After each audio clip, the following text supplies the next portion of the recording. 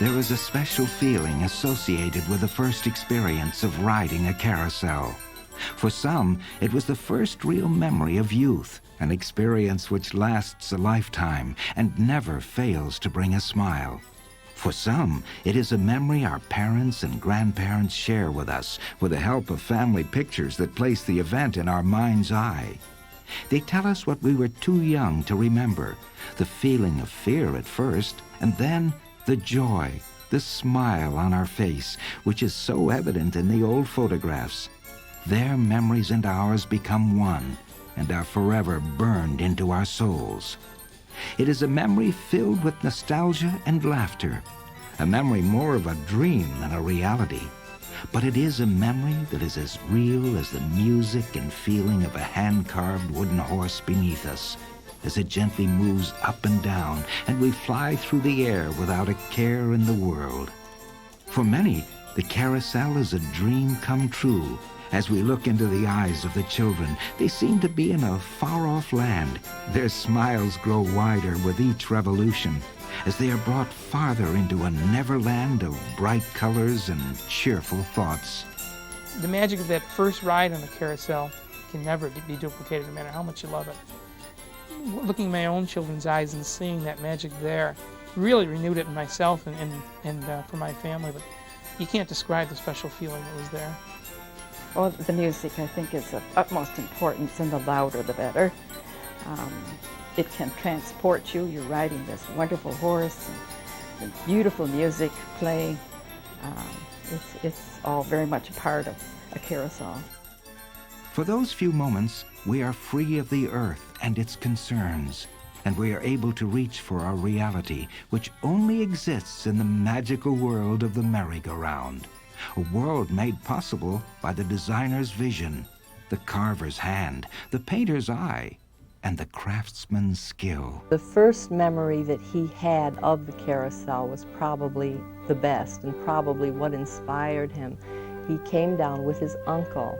They brought the whole family down, and his uncle rode the carousel with him and caught a brass ring for him. He couldn't catch it because he was too small, and it was just such a wonderful experience for him, and he really loved it.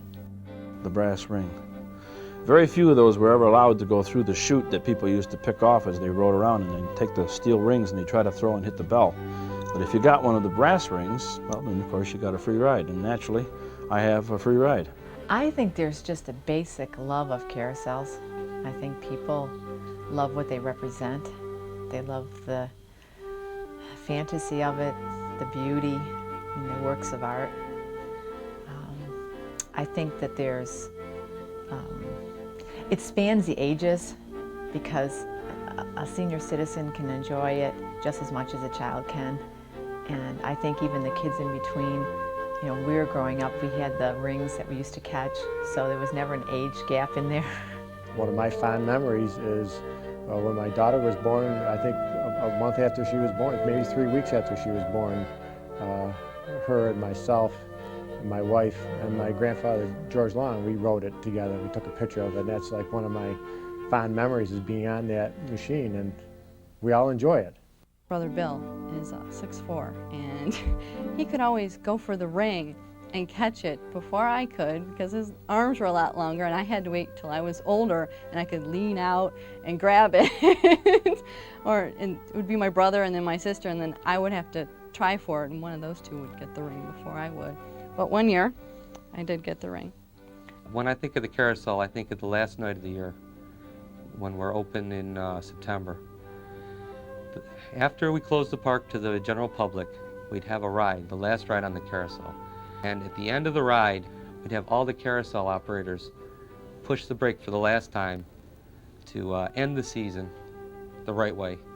For every American child, the merry-go-round stirs feelings which are very deep and fundamental to the American experience. The concept and the design of the carousel goes back into medieval Europe.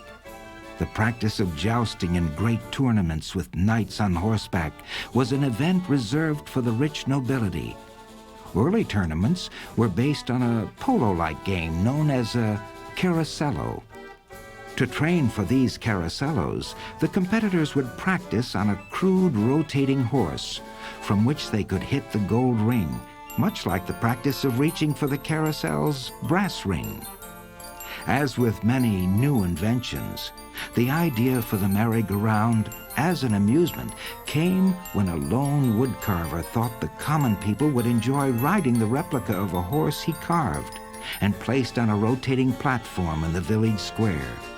The idea was an immediate success, and the building of carousels became a booming industry throughout Europe. In spite of its European origins, the carousel became one of the most American of industries, as artists and craftsmen competed to make their own mark with their creations. Soon, the carousel was everywhere across America. In 1903, one of the most prolific companies created to build carousels and roller coasters was established, the Philadelphia Toboggan Company. The time was ideal for a carousel industry to blossom and prosper. With the development of the steam engine and the growth of rail systems across the country, the carousel became an excellent reason to take a ride to the end of the line.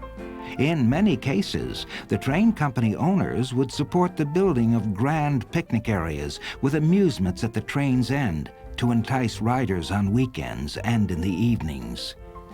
It is just this type of amusement development which was the genesis for Seabreeze Amusement Park north of Rochester, New York.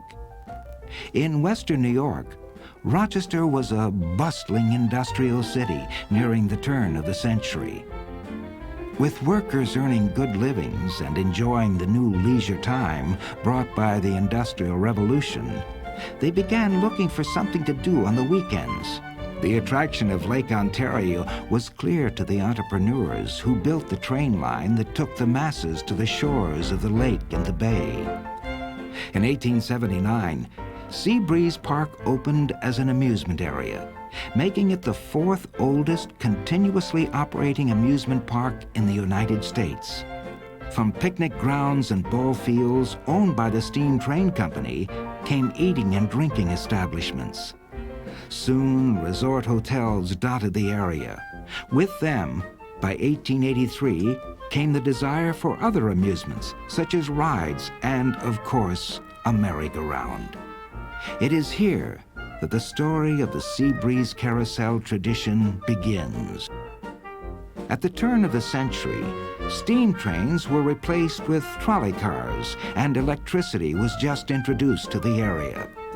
The Long family of Philadelphia had been building and operating carousels across the Northeast for some time, and were making their summer home just outside of Rochester, New York, in the suburb called Irondequoit.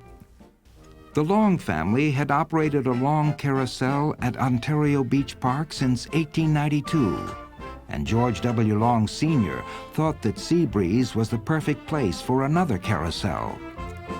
The area known as Seabreeze was nestled in a corner of the town bordered by Lake Ontario on the north and a broad finger of water known as Irondequoit Bay on the east. It was in 1904 that the Long family brought the first carousel to Seabreeze. George W. Long, Jr. was 12 years old. He had been involved in the family business of carousels since he could walk, and he learned to love them with a passion. The family operated this long carousel at Seabreeze, the seventh the Long family had built, and in 1915 purchased a new carousel to be run at Seneca Park, a few miles from Seabreeze. This was Philadelphia Toboggan Company number 36, or PTC 36 as it was known. In 1926, George Long, Jr. brought PTC 36 to Seabreeze Park for the first time, and generations of children and adults rode the carousel into the magical world of the merry-go-round. The Depression took its toll on the carousel industry. Mass production techniques made hand-carved carousels a thing of the past, and other methods of making animals, such as cast aluminum and fiberglass, overcame the carver's art. George Long, Jr. bought Seabreeze Park in 1947 and renamed it Dreamland. He turned the park over to his children in the 70s, and they brought back the Seabreeze name. The thing that made the Seabreeze Carousel so special was all of those things. The mirrors, certainly. The lights, certainly, that gave it a Hollywood glamour. Probably more than anything was the combination of sound from the Wurlitzer band organ, and there was nothing like it, along with the integrity of each horse, the specialness of each horse, the expression in each horse. I don't know when Seabreeze became a part of my life because, as far as I know, it's always been a part of my life. Teenage years, they always thought it was safe to let us come up here and hang out and rode the roller coaster till we almost got sick, and always had to end up with a ride on the merry-go-round. My daughter doesn't walk, and I think for her to ride, she's kind of like Peter Pan in that she doesn't grow up. And I think it gave her a feeling of flying that we all could get some other way. We have so many other means of moving that she wouldn't have. She just was in seventh heaven. All kinds of activities on a carousel. The most amazing thing is that you can see every single age level. And I think the ride was unique for that reason, that mothers would come on the carousel with newborn babies in their arms, sit in the carriage, and just sit there enjoying the music and rocking their babies. Grandfathers in their 70s and 80s would come onto the carousel with their grandchildren, and they may sit in the same carriages that the young mothers would sit in with the infants. And so you really saw the life cycle constantly on the carousel. Well, you know, when you ride for the first time, and then I had children at that time, you begin to think of all those memories. On March 31st, 1994, in less than an hour, the magic, the memories, and the happiness PTC 36 brought to thousands of people was cut short by a devastating and destructive fire. PTC 36 was gone, and the whole community grieved. Thick black smoke filled the sky over the Seabreeze amusement park and could be seen for miles. Fire had broken out on the park's north side shortly before 3 this afternoon. The flames and the heat were intense and quickly consumed the arcade, the merry-go-round, and other nearby rides. The park is about 100 years old, and as you may expect, there's a lot of dry wood and many false ceilings. The fire raced from one building to the next, and by the time firefighters got here, the structures and the rides were engulfed in flames. A strong wind didn't help matters. The sense of loss from every corner was heartfelt and deep. This national treasure was gone after 78 years of happiness and memories. This moving masterpiece, with its proud stallions in colorful attire, their heads thrust forward, always in motion, was gone. There was nothing left but a smoldering patch of ground and the bent and twisted carcass of the machinery of joy. We have to go through and evaluate the situation, see what we've got in the way of ride parts and things like that we needed to work hard on, but we figure we're going to have to clean up the site and move on and get ready to open for the summer. Just like having a close family member die on you. My wife and I basically just sat there at the house stunned, and then after we got over the shock of it, I just sat there quietly and cried, because there was a lot of memories went up with the carousel, and I'm sure a lot of people identify with that. Oh, I was devastated. Oh, I felt so bad. I was so sad about that. I thought, oh gosh, of all the things and all those beautiful horses. And my daughter came running out of the house, greeted me in the driveway, and her face looked terrorized, and she said, "Dad, there's a huge fire at Seabreeze." And I said, "Kate, that's not funny." And she said, "Dad, I wouldn't joke with you about something like that." She said, "Dad, the carousel building burned down." And I couldn't answer her. The feeling of sickness in the pit of my stomach was overwhelming. And I went in the house and I just looked at my wife, and she gave me a hug and she said, there's live coverage on TV if you want to see it.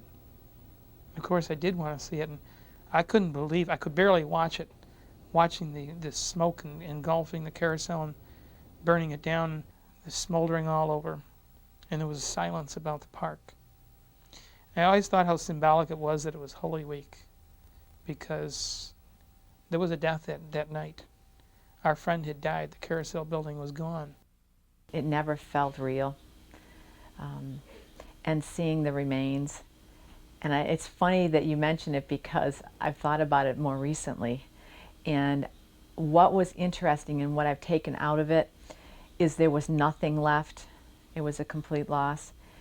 And what that requires of you to do is to clean the slate completely. And you are required to go forward with a completely fresh new idea. Throughout it all, in spite of the grieving and the pain, the family made the decision without reservation that we will rebuild. They were determined that Seabreeze would have a carousel again, and it would be one which would recall the memories and grandeur of the image that had been lost on that balmy March day. But the task was not one the extended Seabreeze family took lightly. They are, after all, descendants of the family that had been building and operating carousels for over 100 years. By this ironic twist of fate, these grandchildren of George Long Jr., the fifth generation of carousel operators, would have their own opportunity to build a truly vintage-style merry-go-round in their own time. This was the silver lining on the dark cloud that shrouded the burned remains of PTC 36.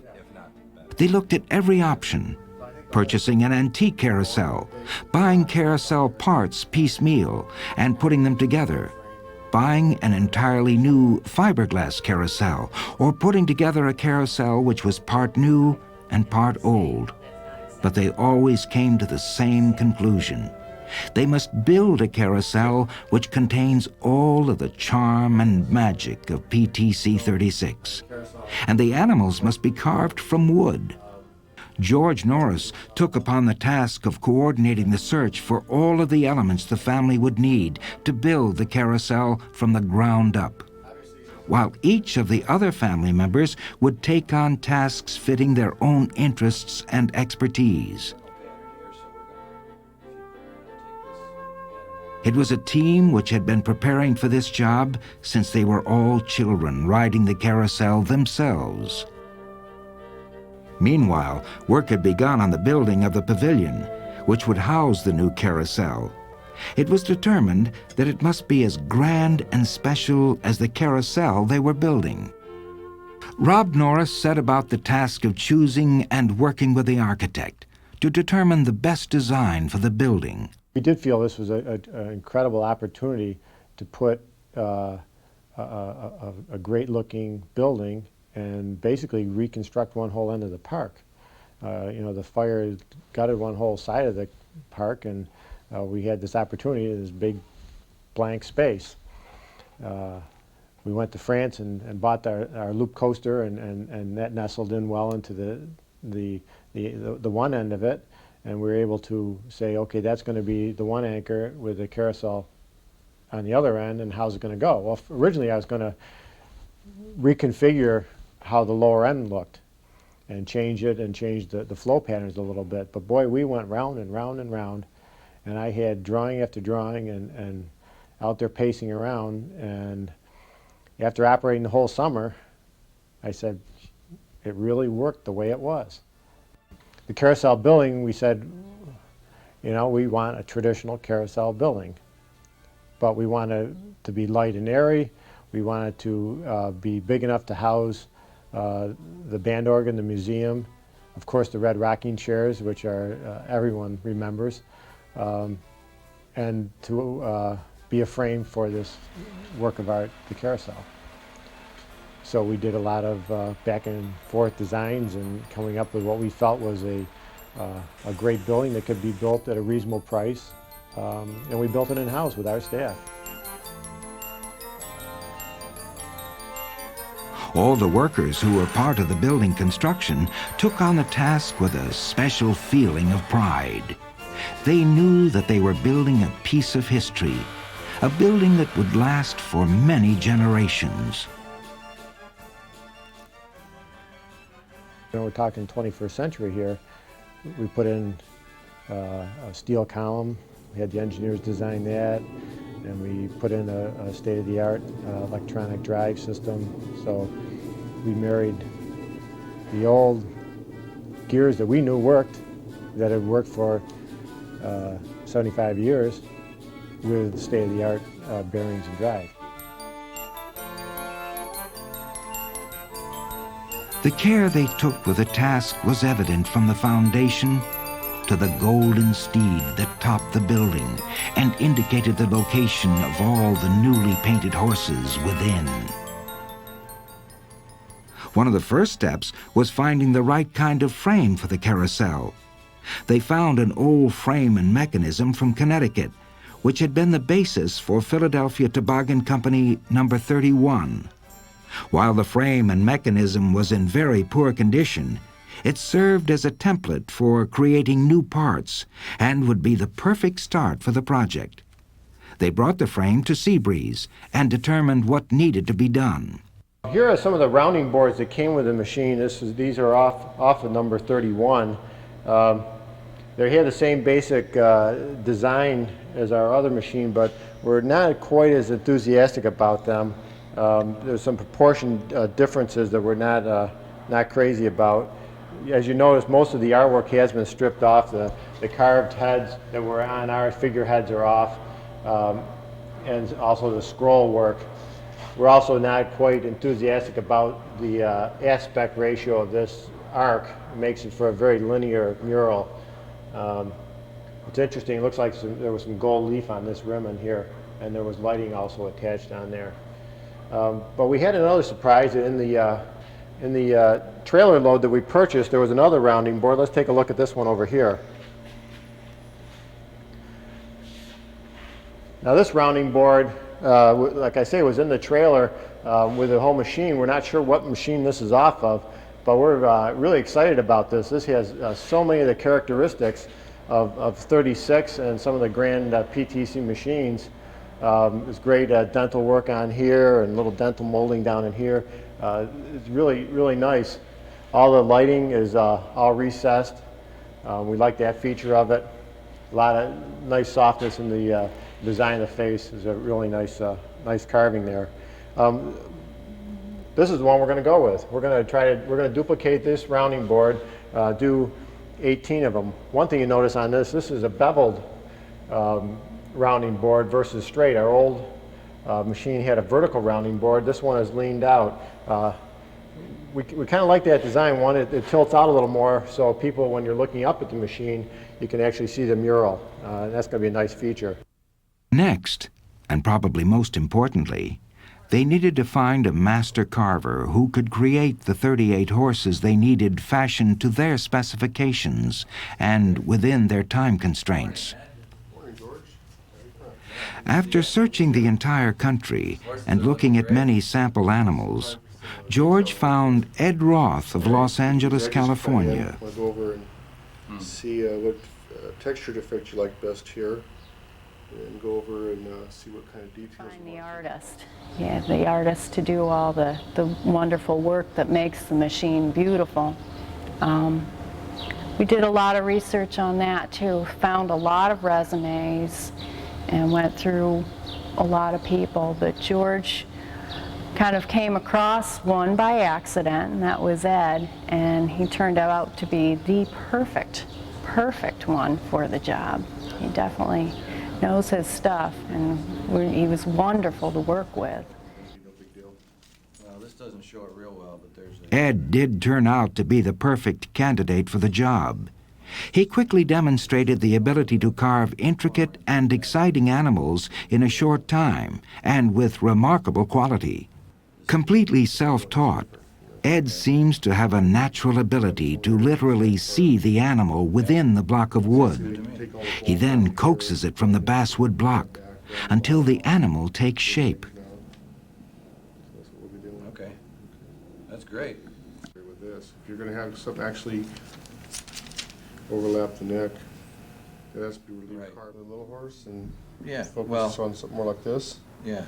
Well, the horse that we're doing is in the style of the PTC or Philadelphia Toboggan Company, so as you point out, this is Under the direction and guidance of George Norris and Susie Hofsis, who were busy at Seabreeze coming up with the ideas for each horse, Ed worked tirelessly to make each animal unique and special through attention to detail and a recognition of history. Ed has studied the work of the master carvers who created the Philadelphia style of carousels, and he imbued each horse with a kind of trappings that were considered the best of the carver's art. In the process, Ed added his own unique perspective on the magic that comes from a carousel horse, through his years of experience and a strong appreciation for the art and craft of fine wood carving. Ed's father, Ed Ross Sr., was kept busy in Sacramento, preparing basswood blocks for Ed to carve into heads, necks, torsos, legs, and tails.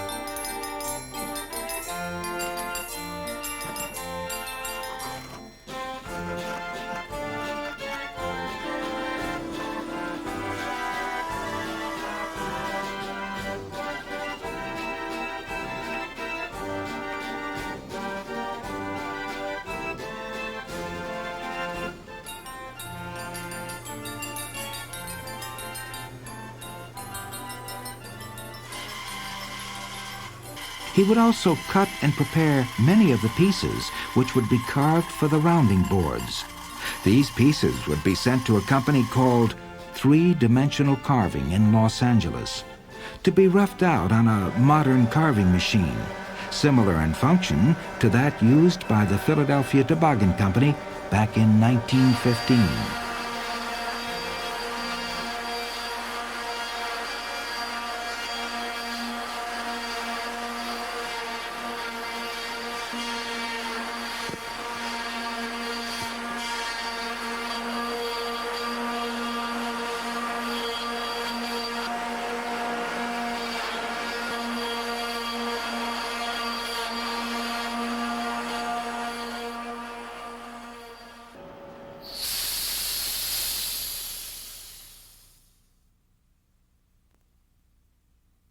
While taking advantage of modern techniques to add to the carver's art, Ed worked in the time-honored traditional ways by using carver's tools which have not changed in centuries.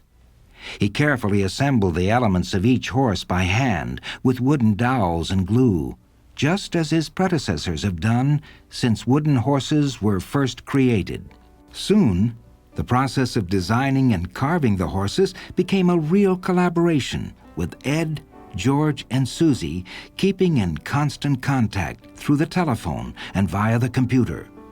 They would use modern tools such as computers and modems in order to communicate their ideas for the creation of the horses.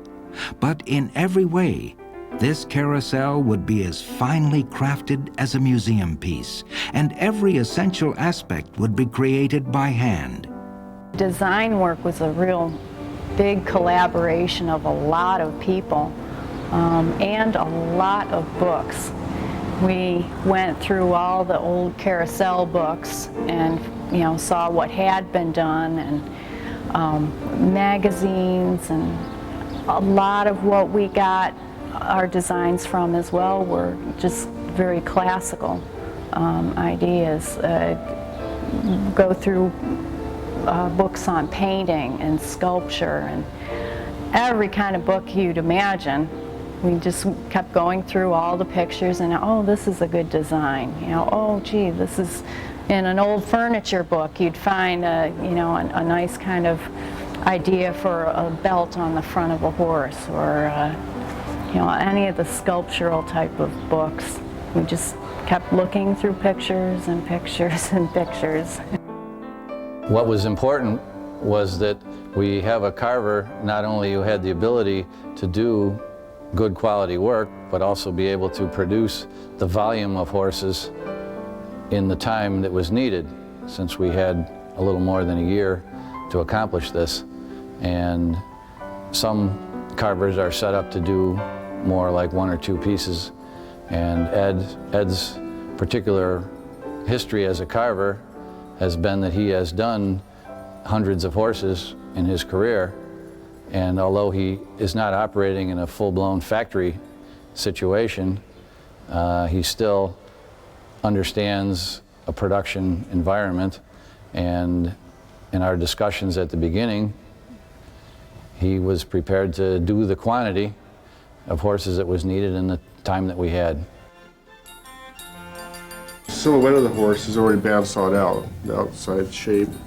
Then we, once we know the style of the horse, kind of mapped out on paper, the layout of the trappings, we know how much to take off. We start rounding over all the corners. And then from that point, once it's rounded all out, we'll fit the head and neck to it, and the legs, match it all up. And then we'll start carving into belts and feather it into the seams where the neck meets, where the legs meet, feather it all in. Do all the final work once it's together. So basically just rough it out and then assemble it. We've got the body pretty much shaped, roughed out. Now we're going to attach the neck. We've already block sanded the surface where they match. We put 4 dowels in it for strength, and a 1/2-inch dowels. We'll go ahead and do a test fit here for you. Set them in. These will be glued in once they're clamped down permanently. But for now, we'll just set them in there. We'll even put the pinch dogs in and see how the seam tightens up as you hammer them in. Don't hammer them down too much. You will allow yourself a little more room for adjustment. Once you put the glue in,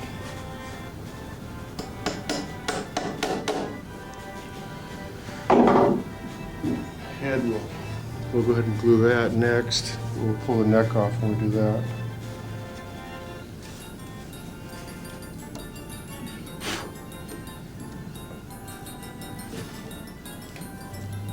Make sure the surface is nice and tight.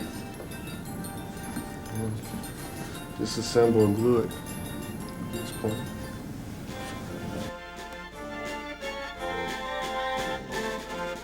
With the help of his wife, Adriana, Ed would work from 6 a.m. to 9 p.m. every day for well over a year in order to meet the deadline.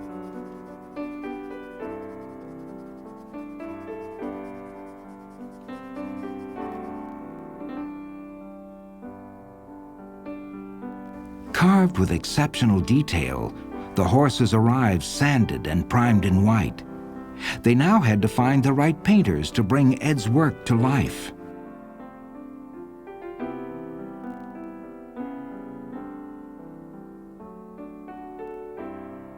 The day when the first horses came in was like Christmas. We were all little kids. I think I was one of the fortunate people who actually got to lift and tote a horse out of a crate. We were so excited, waiting for the first horse to come. We knew it was coming. We'd watch for the box and got it open, and then it started feeling real. The whole project had kind of an unreal feel to it. Like, well, it's just talk. It's still just talk. But when the first horse came, then it started feeling real. It's like, okay, now what are we going to paint it?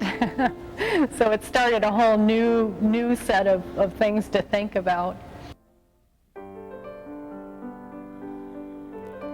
It's also very much a collaboration of efforts. You know, it's not one person doing all the design work. It's not one carver off in his own little world. It's collaboration. It's sharing of ideas. It's synergy of design, if you will.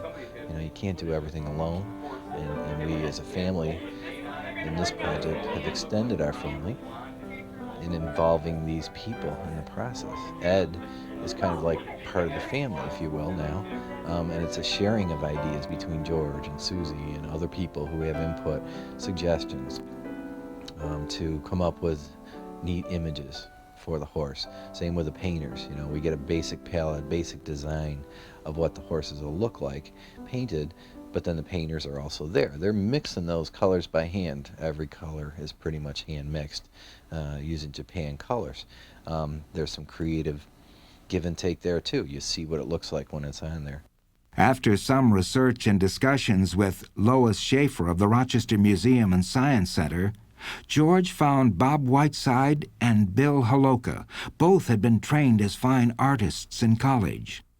The challenge of these three-dimensional canvases would be unusual for classically trained artists, but they both eagerly jumped at the opportunity. Well, what we'll do is when a horse comes in and is ready to paint, we'll have a little meeting and figure out what the color scheme will be.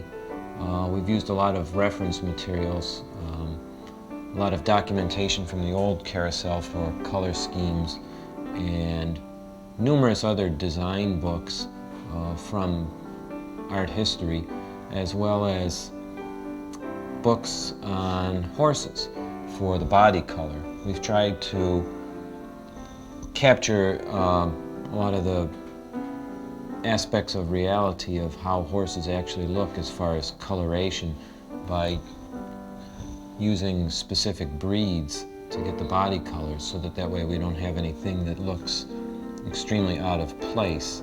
A lot of carousels that I've seen in the books, the entire menagerie would be all white bodies, and we've tried to do a little more than that with different browns and grays and whites, etc. And as far as the color scheme goes, we've tried to make all the colors harmonious with a classy look, but still bright because it is an amusement ride, and just work with combinations that catch the eye.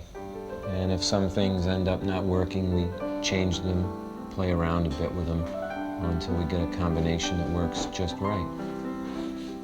We have used actual gold leaf on some of the horses to give a feeling of richness. Gold is certainly, to anyone, is a symbol of the ultimate look.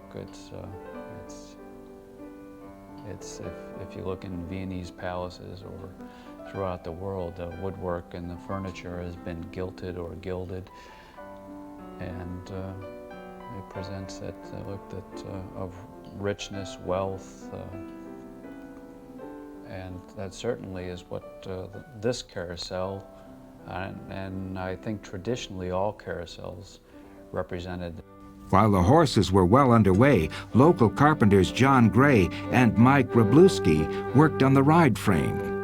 At the same time, a team of Seabreeze craftsmen worked on the traditional mechanism from the ground up. Over the course of a year, and by using parts from PTC-31, they rebuilt the ride's platform, sweeps, jumper cranks, tie rods, and created a sample rounding board. During this time, new additions were also made. They included a modern drive system, a center pole, gears, electrical wiring and lighting, and decorative artwork. New carpentry work included ceiling panels, center surround, a resurfacing of the platform, trim work, and the creation of the remaining rounding boards. Everyone took on the task with a kind of pride of workmanship which harkened back to an earlier era. Just as the building, the horses, and the frame required care and planning, the issue of the ornamentation of the carousel had to be addressed. This was no small task, as the look of the rounding boards, the outside face of the carousel, which rides above the horses, and the other elements of the machine needed to be adorned just as well as the horses were being treated. It's great. Right now we're thinking about what we're going to do on the stencil patterns that go on either side of the scenic painting, and we're evaluating what we think of the color scheme. We've got a couple are over here that are where the lowest stencil is painted in gold as opposed to the gray color. You can certainly see a lot more of what's happening with the shield up here. It helps the Robbie was saying, to find the space. When all of the carpentry work was completed on the frame, the platform, the rounding boards, and the shields, the carpenters turned their tools to the recreation of the red rocking chairs, which had become a part of the tradition of the carousel at Seabreeze.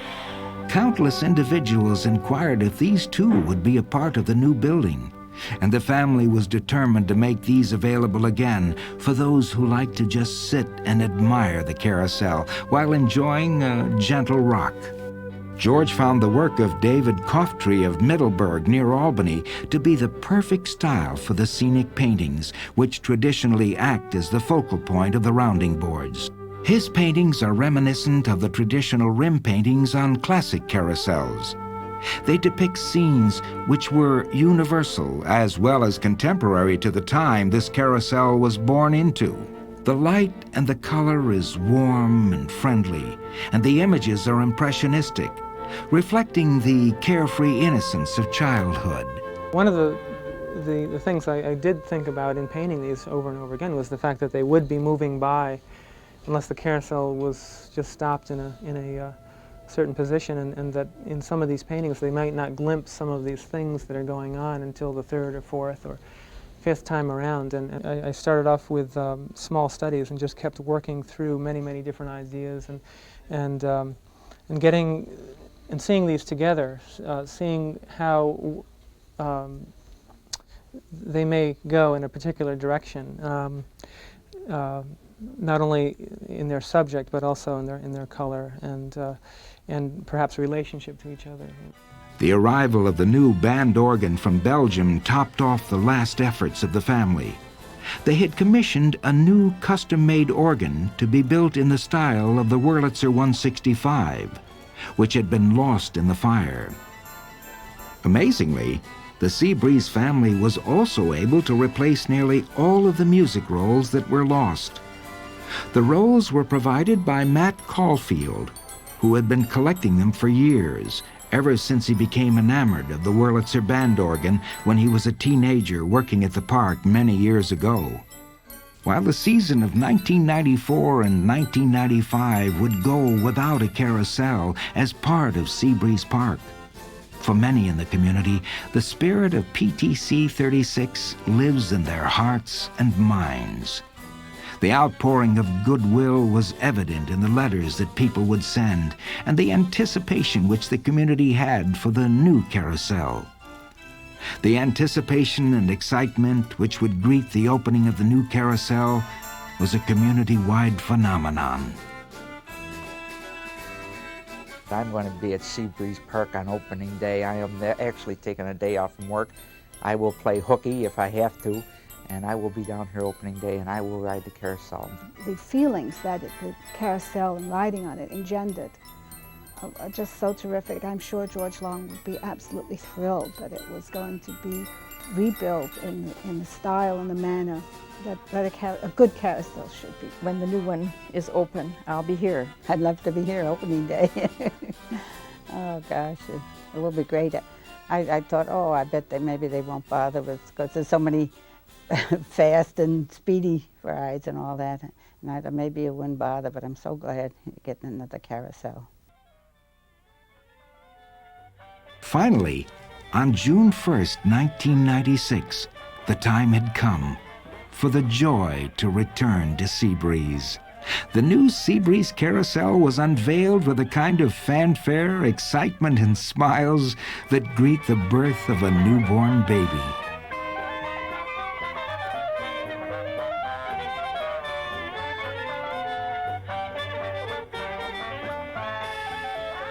Being able to be involved in this, it is a historical event for us to have the Long family build another carousel. That is a good source of pride, you know, to be able to hand something down that has this business that has been in our family for so long, to hand that down to my children. That's a good thing. What a glorious day! Isn't this super?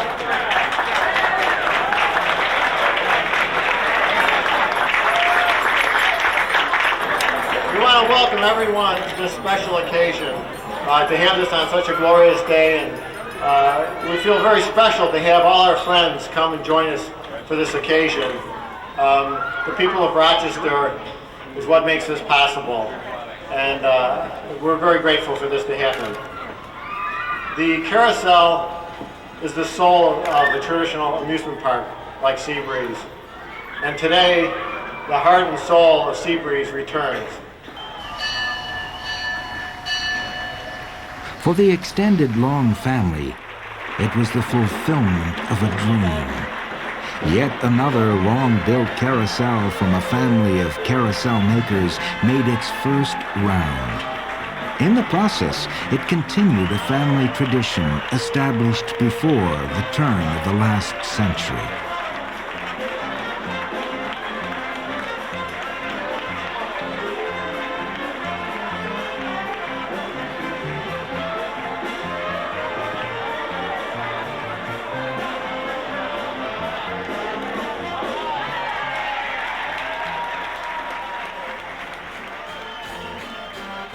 The 44 proud new horses moved effortlessly. The 481 different colors of paint glistened. The 1,170 light bulbs glowed. The 1,524 stencils sparkled. And the 1,062 leaves of pure gold gleamed. And then there were the faces. The bright, happy faces of the carousel riders, both young and old, beamed as they went around for the first time on this magical ride.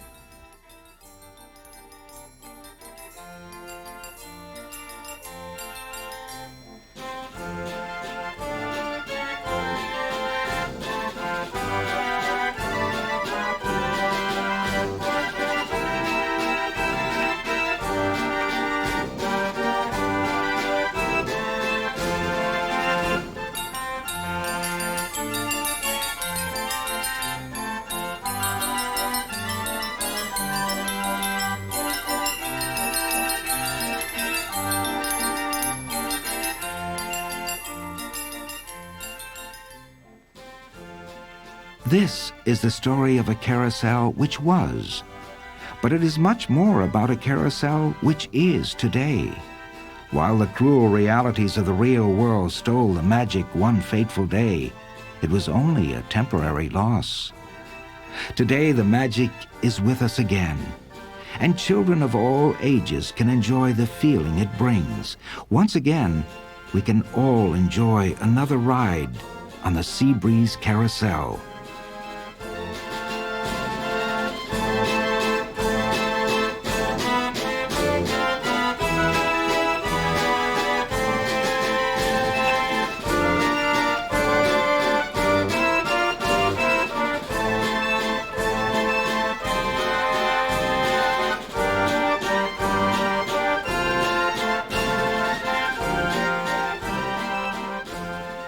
It's a tremendous event, tremendous. The family is incredible. This is something that Rochester has waited for 2 years. These people went all over the country finding the best people they were. They interviewed 50 carvers before they found Ed. Ed himself started at 6 a.m., worked until 9 p.m., 14 months, and only had 7 days off. And there's so much devotion. Everyone here gives credit to everyone else. The painter says the carver's the best. The carver says the painters are the best. And it's truly a team effort. When we first started, I didn't know how far they were going to go as far as paint work and what kind of frame they would come up with, what type of rounding boards. And as we got to the middle row, and they had a frame, we had some idea of the style. But I never imagined, overall it'd be this nice. I hoped for this, but it's just really, it's 100% of what I expected. There are only 2 Muller carousels left in the U.S., and this blends the Muller style, which is the grandest, with the Philadelphia style, which the previous carousel had. It's very realistic. And Ed added his own style, which is the realism in the veins, in the folds, and it's truly, you're looking at the work of a master carver in our time, master painters in our time. And I just feel so fortunate that I live in Rochester, that I can come and go and see it. Ed's style is very sensitive. It's like the horses are alive. They're very detailed. They're slightly bigger, like the Muller horses were bigger. So you look at them and you think you're seeing a horse, and yet it has a very strong artistic style. The painting detail is probably finer than you'll ever see. One horse with a tapestry, the last horse to be finished, you don't see that fine detail.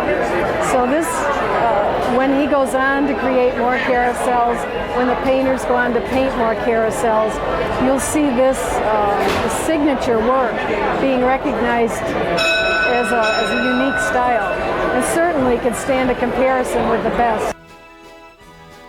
Today, as we approach the arrival of a new century, the music of the brand new band organ rings out and fills the air.